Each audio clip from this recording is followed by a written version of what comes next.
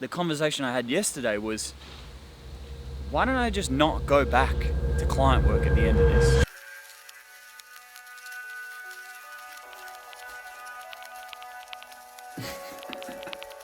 Don't worry, I don't ride in just my Silver Surfer suit.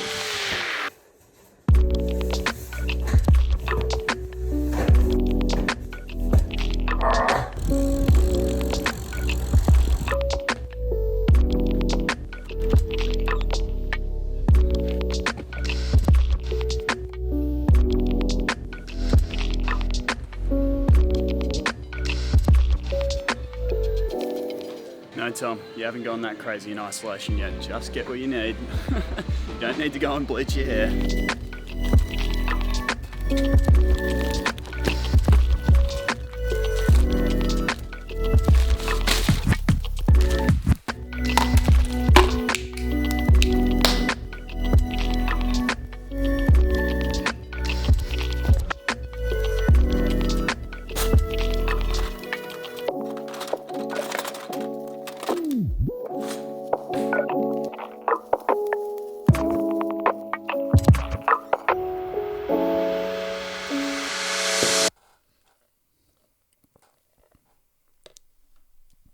Got a little bit of, oh no, a little bit of smoothie on the microphone.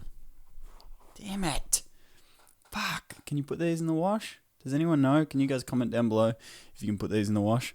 So here's what I wanted to talk about today. As some of you know who watch this channel, you would know that this isn't my full-time job. I run a video production company, so I shoot a lot of sports and weddings and that sort of thing, and client work. Client work is what pays my bills. And right now, I'm still doing a little bit of client work, but the majority of my time now, or any time that I was spending on client work that I'm not spending on client work now, is now spent on this, is now spent on this YouTube channel, is now spent on my podcast, is now spent on doing this and spending my time producing content for you guys, which I'm really, really enjoying. So that's not the issue. I'm actually very, very thankful that I have client work. I still have some clients coming in. I still have some post-production work to do. I'm not completely dead in the water like a lot of people right now are. Thankfully, I've still got a lot of work that I need to do and a lot of work that I can get done. My problem is, what do I do once all this is over? Do I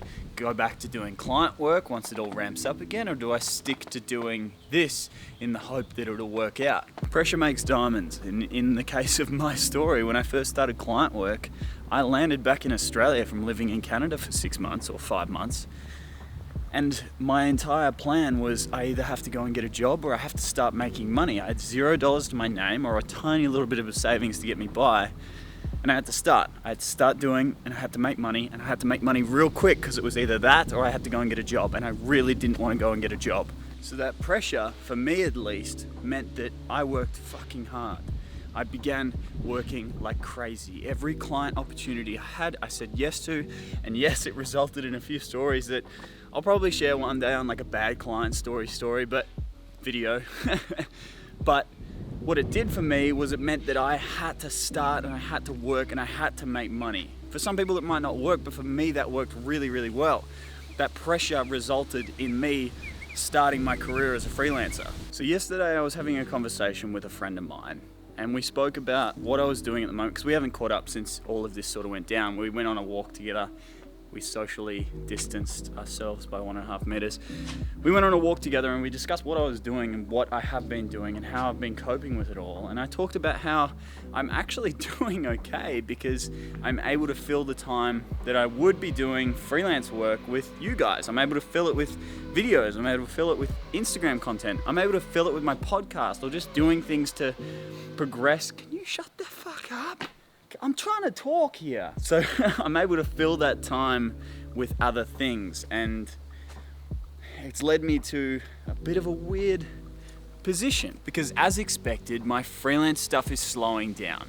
I work kind of in a range of, a job usually takes between 1 and 3 months to complete. So it's about maybe a month of pre-production, maybe a week of shooting, and then maybe about a month to a month and a half of editing. But right now I'm beginning to feel that slowdown. I'm beginning to feel myself needing to do things less. I'm beginning to feel myself doing less client work, and that means I'm doing more videos. That's one of the reasons I'm vlogging today, is because I woke up this morning and I don't have anything I need to do urgently. I have a bit of client work that's due maybe next week or at the end of the week, but I don't have anything that's right now needs to be done, which is usually the case with me. Usually the case is I don't have any creative energy to give to you guys because I've used it all on things already. So that's usually why I haven't done YouTube in the past, or I haven't been super consistent, is because the periods that I do YouTube are periods where I'm not really doing much client work because it's a down period or a lull or whatever. But this time, the conversation I had yesterday was, why don't I just not go back to client work at the end of this? So my thoughts behind this are that the fact that it worked for me with freelance, the fact that I went for it with as little savings as I had, with as little potential and experience and knowledge of the industry and connections and networking, with as little going for me as I did, the pressure of I need to do this was what got me to the next place, is what got me to where I am now, where I'm living pretty comfortably off my creative business. I'm living fairly easily off the money that my business makes me, which is a place I want to get to with this. So my thought right now is, why don't I just do that with this? I've always known in the back of my mind that the only way I was ever going to go full-time on YouTube is if I just decide to go cold turkey with freelance work. Is if I just decide that that's it, we're going and we're doing YouTube full-time. That's what I want to do. Partly because I've always known that that was the only way it was going to work, and partly because how am I going to go back to freelance once this is over? How am I going to go back to not doing my podcast? How am I going to go back to not recording YouTube videos and not doing this once I've already been doing it for, hell, we could be in this for the next, this could affect the economy and affect freelancers for the next 6 to 8 months.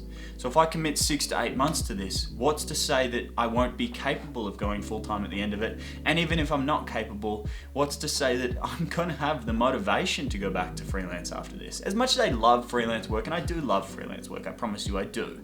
If any of my clients watching, I do enjoy freelance work. But I love this because I get to craft the story. I essentially get to treat myself like a client. So I do enjoy client work, but fuck, I love YouTube. I love doing this. Having complete creative control is so enjoyable. It's all the benefits of freelance without the downsides of freelance. I think I've gone full time on YouTube. I think I've made the decision to go full time on YouTube. That feels insane. I don't know if that decision's crazy, but I think I've gone full time on YouTube. I think I have. I don't know what the result of this is going to be, but I think I have. What does this mean? It doesn't mean that I'm going to be doing it completely. There are parts of freelance that I really love. For example, my best mate, who's the boxer, I will always continue shooting his fights. I will always continue supporting him. The rowing, I love giving back to the rowing, because the rowing is what not only did it make my career because it was the first thing that got me any exposure in this industry, but it was a sport that gave me so much. My work ethic, my discipline, everything that goes into who I am today, or most of it, or a lot of it, is because of how difficult rowing was as a sport. So I love giving back to a sport that gave me so much. This is what I'm thinking. I think I have, in a way, gone full-time on YouTube. I think I've gone full-time on YouTube. And that still, that's crazy. Lovely. So, I think I've tentatively decided to go full-time on YouTube.